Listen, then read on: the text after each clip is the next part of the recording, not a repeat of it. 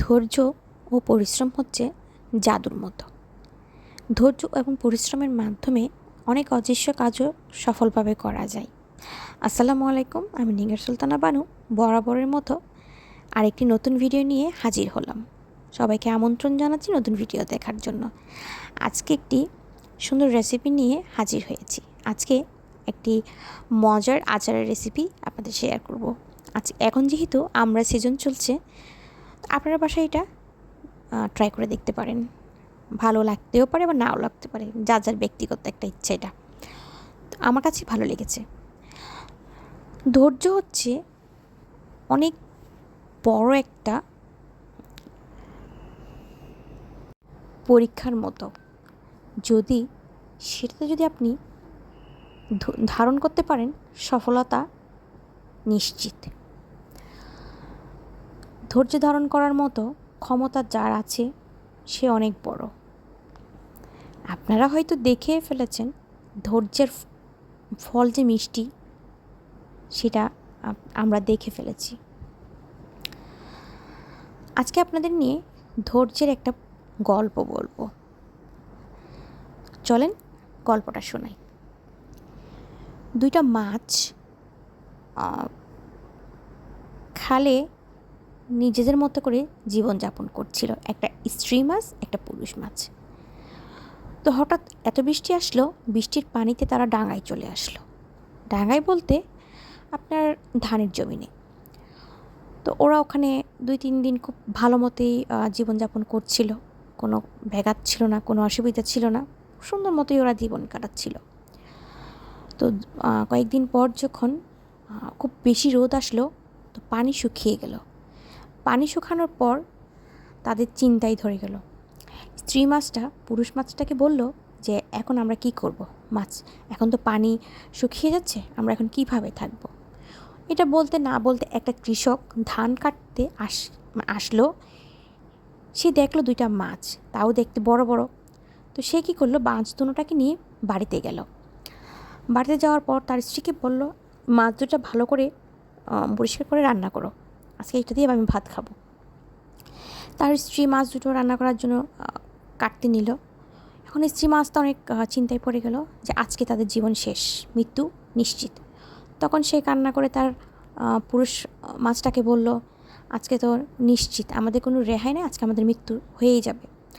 তখন পুরুষ মাছটা বলল, এতক্ষণ পর্যন্ত যখন আমরা আছি, ধৈর্য ধরো, আল্লাহ তাআলা আমাদের জন্য ভালো কিছু রেখেছে। আর যদি আমার ভাগ্যে এভাবেই মৃত্যুটা লেখা থাকে, তাহলে আমরা মৃত্যুবরণ করব। এটা নিয়ে টেনশন করার কোনো কিছু নেই, তুমি ধৈর্য ধরো। তো এটা বলতে না বলতে মাছ যেহেতু বেশি পিচ্ছিল ছিল, কাটতে পারতেছিল না। তো কৃষকের স্ত্রী ছাই আনতে গেল তাদেরকে কাটার জন্য। তো যখন ছাই আনতে উনি অন্যথায় গেল, তখন উপর থেকে একটা চিল এসে মাছ দুটোটাকে ঝাপটা দিয়ে নিয়ে গেল।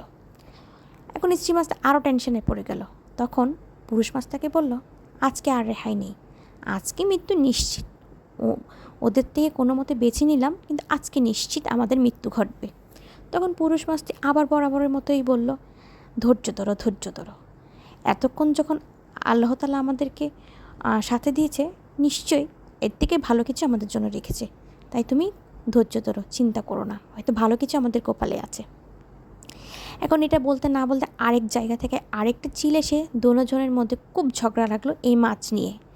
তো এক পর্যায়ে মাছ দুটোটা ও চিলের পা থেকে বড় একটা নদীর মাঝখান দিয়ে পড়ে গেল। নদীর মাঝখানে পড়ার পর এগুলো আর দেখা যাচ্ছিল না, এত পানির মধ্যে এত ছোট দুটো মাছ খুঁজে বের করা অসম্ভব। তো এখন চিল দুটো চলে গেল, মাছগুলো যখন পানিতে পড়ে গেল, তারা এত খুশি হলো, বলার কোনো ভাষা নেই। স্ত্রী মাছটা তখন পুরুষ মাছটাকে বলল, আসলেই আল্লাহ যা করেন ভালোর জন্যই করেন, আল্লাহর উপর ধৈর্য রেখে যদি বিশ্বাস রাখেন, আসলেই উনি আমাদেরকে পথ দেখাবেন।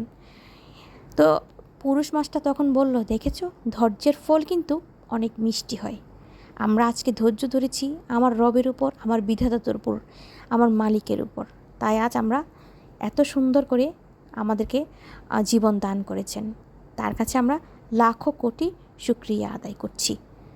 তো বন্ধুরা, যাই বলেন, ধৈর্যের কোনো সীমা নেই। আপনি ধৈর্য ধরতে পারলে এটার ফল যে মিষ্টি হবে এটা তো নিশ্চিত। আপনাদের জন্য পুরস্কার থাকবে। তো যে আপনি যেভাবেই থাকেন, আপনার জীবনে যতই কষ্ট আসুক, ধৈর্য ধারণ করবেন। ধৈর্য ধারণ করার পর এটার আপনি বিজয় যখন আসবে তখন বুঝবেন এটার ফলটা কত মজার। এই ধৈর্যের একটা উদাহরণ আপনাদের সাথে শেয়ার করতে চাচ্ছি, না বলেই পারছি না।